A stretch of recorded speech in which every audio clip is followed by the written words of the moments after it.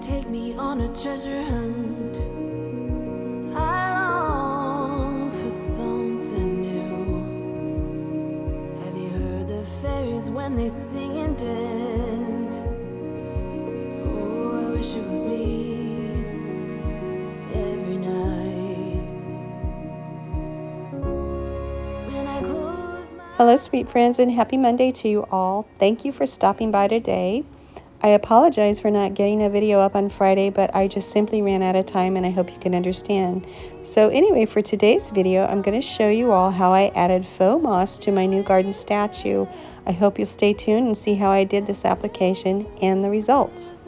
First, let's take a look at my garden arbor where the statue will be placed, front and center. I had basically the same setup in California in my old garden and wanted to replicate it here in my Texas garden at the condo. later, it comes later, dear. For many of us, I promise you that we learn through the wrongs.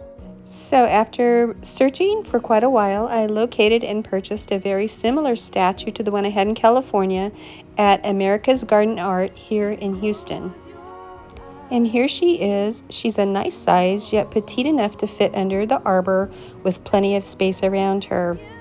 I knew I wanted to give her a bit of a mossy patina so that she'd look as though she's been in a French courtyard in the Garden District of New Orleans for a century. And I'll show you how I achieved that in just a moment. The first thing I did was purchase this small tub of ready-mix concrete patch at Home Depot for about $9, and then I purchased this forest moss green paint at Hobby Lobby to mix with it. The concrete patch is very fluffy and easy to work with, plus the paint mixes very well with it. It didn't take much of either product to do this project. I mixed the two together to about the consistency of toothpaste. Then I used a Dollar Tree stencil brush to dab it on, and it worked beautifully. It also dried relatively quickly, so I worked with this in a shaded area so the sun wouldn't dry it out too fast as I went along with the project. I also used a water mister bottle that you're seeing there on the right that I've had for quite a while, and I've used it on a lot of my chalk painting projects. I purchased it at Hobby Lobby a few years ago, and it works wonderfully as it lightly mists the paint, which is what you want, not a regular spray bottle. And I will show you all what I did with the spray bottle in just a moment as we go along. And now let's take a look here at the statue before I applied the moss technique. Alright guys, here's how she looks now with the faux moss application. I just dabbed it on with my stencil brush in strategic areas where I thought moss might typically grow, some areas heavier than others.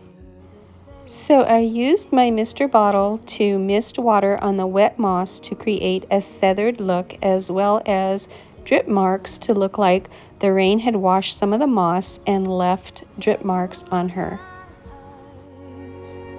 I see beauty lives in me. I know I don't yet know. Then after the moss dried overnight, I wanted to add a bit of dirt, if you will, to the moss to create a very natural and realistic look. So I mixed a small amount of concrete patch with burnt umber paint that I had on hand. But when I mixed the two together, I didn't like how the gray of the concrete patch made the burnt umber paint look almost taupe color. So I added a bit of black paint to the mixture, and that darkened it up beautifully. You that we learn through the wrongs, and even the rough can be sweet. So I took my stencil brush and lightly dabbed the dark color mixture on the statue to give it a touch of dirt on the moss. And here's how it looks so far. I know I don't yet know it, so I trust you when you say that beauty lives in me too.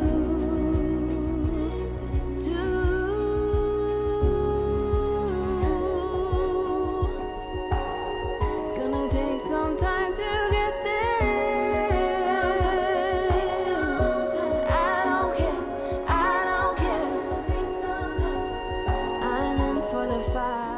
Before I decide if I'm going to add any further aging to her and seal her with a matte spray polyacrylic, I'm going to place her under the arbor and see how she holds up in the rain. We're expecting rain here in Houston this week, and then after that we'll go from there. That beauty lives in me too. Beauty lives in me. I know I don't yet know it, so I trust you when you say that beauty lives in me too.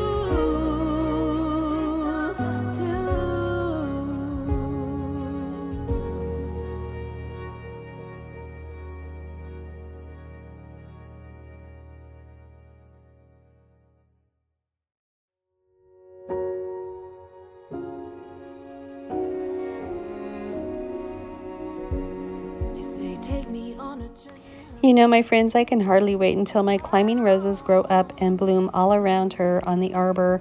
It will be so beautiful. And wouldn't you know it, my little Princess Bella had to give her approval of the statue, as you see here.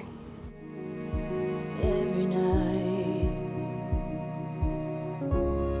when I close My sweet brother Mark has kindly offered me this beautiful plinth to go under my statue, so we'll be picking it up later today. I can hardly wait to place her up on it. And look, it already has moss growing on it. How fun! so I trust you. Alright, sweet friends, before I close out the video, I want to tell you that this is such an inexpensive, easy, and fun project to do if that's something that you're interested in doing yourself. I hope you'll try it. Thank you for spending time with me today, and I hope you enjoyed it and maybe found a little inspiration.